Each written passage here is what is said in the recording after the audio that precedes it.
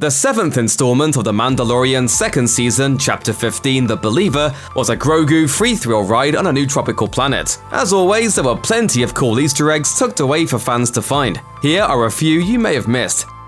Chapter 15 opens on the return of Miggs Mayfeld, the mercenary and former Imperial sharpshooter who double-crossed Mando in Season 1. When we catch up with him this time around, he's now under New Republic custody and working at a scrapyard.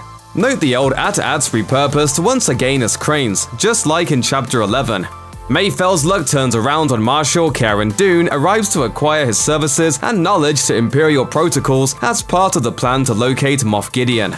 Not looking to turn down the chance to redeem himself, he departs the planet with her and Mando's crew, passing by a familiar background alien on his way out. Before he meets with Dune, Mayfeld walks past a wolf-like being known as a Hassk, which is a fairly new breed to the Star Wars franchise, first appearing on screen in 2015's The Force Awakens. We know from books and other media that their culture is limited in regards to their technology, but once they figured out space travel, many chose to take on odd jobs across the galaxy to help satiate their desire for chaos. And fans of Star Wars Resistance know that a good number of Hassk joined the ranks of Quarren pirate Krayt Gore during the New Republic era.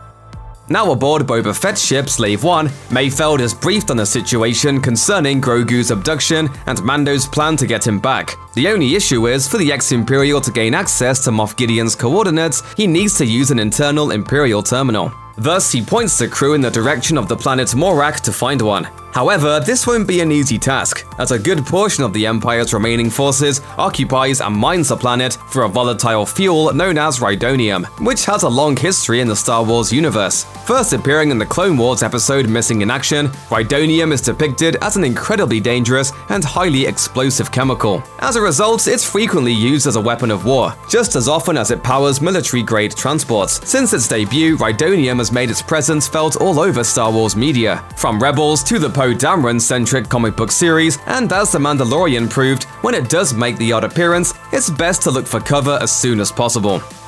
While scoping out a way to infiltrate the Empire's base on Morak, Mando and his group determine that the easiest way to sneak behind enemy lines is for two of them to take over an Imperial fuel transport, and then disguise themselves as the drivers. Initially, Cara Dune is more than prepared to join Mayfeld for this phase of their plan, but he explains to her that she can't do so, since the installation has the technology to detect the genetic code of those on New Republic records. Also, he name-drops a subdivision of the Imperial war machine that appears to have dissolved with it. The Imperial Security Bureau, or ISB as Mayfeld refers to it, was a branch of the Imperial intelligence network that specialized in law enforcement during the Empire's heyday. Fans of Rebels should instantly recognize the acronym, as Kallus made a name for himself as an ISB officer before defecting to the Rebel cause. And those familiar with Clone Wars know that former Republic Navy Admiral Wolf Yularen, who also appeared very briefly in A New Hope, became the commissioner of the ISB shortly after the Empire situated itself as the galaxy's new governmental system.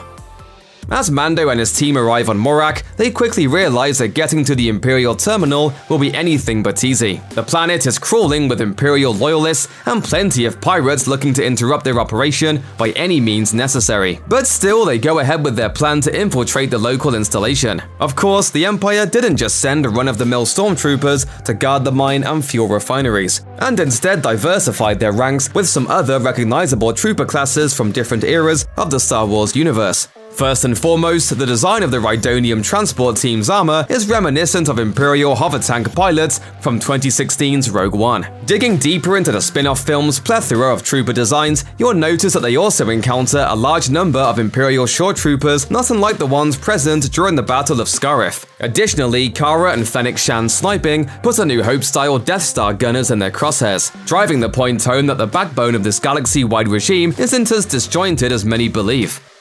Having successfully infiltrated the Imperial base with only a mild amount of trouble from the locals, Mando and Mayfeld keep their eyes peeled for the terminal and find it rather swiftly. However, they run into Mayfeld's former commanding officer, Valin Hess, who commends them for their successful delivery of the rhydonium, not realizing their true intentions. In an apparent nod to the 1999 comedy Office Space, Mayfeld and Mando attempt to elude Hess with an excuse about filling out TPS reports, but it doesn't work. You apparently didn't put one of the new cover sheets on your TPS reports? Oh, yeah. I'm sorry about that. I forgot. Mayfeld also fibs and claims that Mando is hard of hearing following an incident on Tanab. Tanab is first mentioned on screen in Return of the Jedi when Lando explains to Han that a maneuver he pulled off during a battle on the planet got him promoted to general. Val and Hess invites Mando and Mayfeld to join him for a drink and some reminiscing over the Empire's finest moments, including the short-lived Operation Cinder, made famous by the 2017 Star Wars Battlefront II video game. After the death of Emperor Palpatine and the destruction of the second Death Star, Imperial Sentinels directed the remaining forces to begin carrying out a plan known as the Contingency. One aspect of it, dubbed Operation Cinder, was devised by the Sith Lord personally. It effectively destroyed planets across the galaxy that were once under Imperial control. Large climate-disrupting satellites placed above specific Imperial worlds annihilated their ecology and residents, ensuring that the Empire and its enemies didn't continue in the event of Palpatine's death. It's a pretty twisted concept, but it's fairly on brand for a regime bred from the dark side. Check out one of our newest videos right here, plus even more Looper videos about The Mandalorian are coming soon. Subscribe to our YouTube channel and hit the bell so you don't miss a single one.